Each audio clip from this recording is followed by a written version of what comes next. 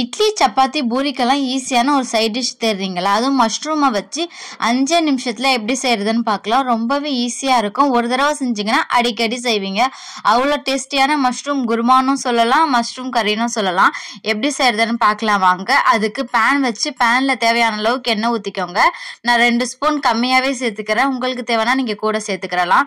இது கூட பொடியா வெட்டி வச்சிருக்கிற ஒரு விரல் சைஸ் இஞ்சி சேர்த்துக்கிறேன். நீல வாக்குல கட் பண்ணி வச்சிருக்கிற 1.5 வெங்காயம் சேர்த்துக்கிறேன். எப்பயுமே நம்ம குருமா கிரேவிக்கெல்லாம் தூளா வெட்டுறதை விட நீல வாக்குல வெட்டிங்கன்னா டேஸ்ட் ரொம்பவே நல்லா இருக்கும்.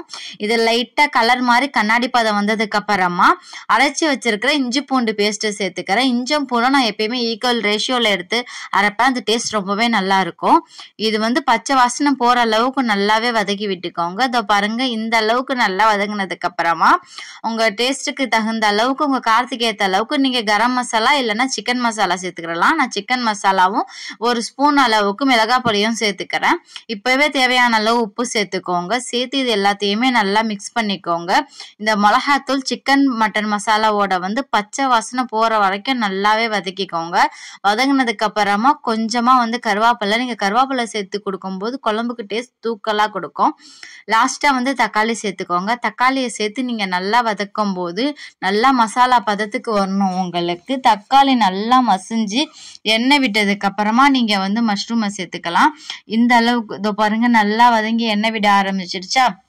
இப்ப மஷ்ரூமை சேர்த்துக்கிறலாம். நான் பொடியா வெட்டாம ஒரு மஷ்ரூமை 4 பீஸா பெருசா வெட்டி வச்சிருக்கேன். கிரேவி பதத்துக்கு இத மாதிரி கட் பண்ணீங்கன்னா ரொம்பவே நல்லா இருக்கும். மஷ்ரூம் சேர்த்ததுக்கு அப்புறமா லைட்டா கிண்டி விடுங்க. மஷ்ரூம்ல தானாவே தண்ணி விடும்ன்றதுனால நீங்க ஃபர்ஸ்ட் தண்ணி சேர்க்க தேவையில்லை. 2 நிமிஷம் நல்லா வதக்குனதுக்கு அப்புறமா நான் வேக வச்சிருக்கிற ஒரு உருளைக்கிழங்கு சேர்த்துக்கிறேன். உருளைக்கிழங்கு ஆப்ஷனல் தான். நீங்க உருளைக்கிழங்கு இல்லாமலே செய்யலாம். டேஸ்ட் ரொம்பவே நல்லா இருக்கும்.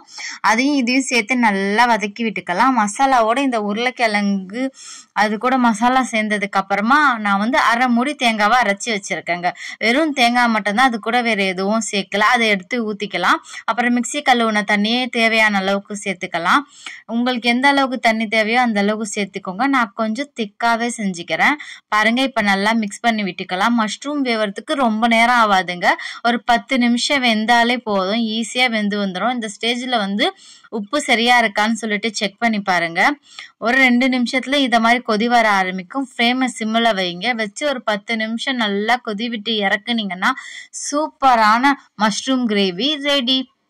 கண்டிப்பா இதை ட்ரை பண்ணி பாருங்க. யூஸ்ஃபுல்லா இருக்கும்னு நினைச்சீங்கன்னா உங்க ஃப்ரெண்ட்ஸ் அண்ட் ஃபேமிலிக்கு ஷேர் பண்ணி விடுங்க. மேல மல்லி எல்லாம் தூவி நீங்க புலாவ் ரைஸ்க்கு சாப்பிட்டா கூட அட்டகாசமா இருக்கும். இந்த வீடியோ பிடிச்சிருந்தா மறக்காம லைக் பண்ணிட்டு சேனலை சப்ஸ்கிரைப் பண்ணிக்கோங்க.